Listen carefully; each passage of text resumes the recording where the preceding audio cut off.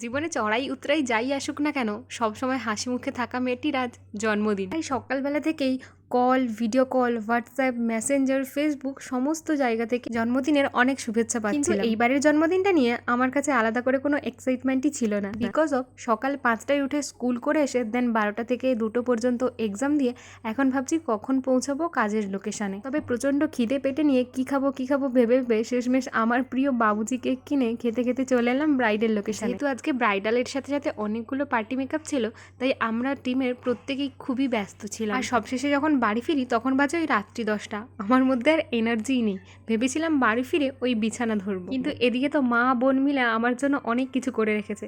তবে জন্মদিনে মায়ের কাছ থেকে চন্দনের ফোঁটা আর মায়ের হাতের পায়েস ছাড়া জন্মদিনটা আমার কাছে বড্ড অসম্পূর্ণ লাগে। বাজারের ব্যাগের মধ্যে ভরে গিফট দেওয়াটা আমার বোনের একটা বদবুদ্ধি হলেও দেখছি এইবারে আমার জন্য অনেক কিছু রান্না করেছে, তার সাথে কত সুন্দর করে সাজিয়েও দিয়েছে বোনটা।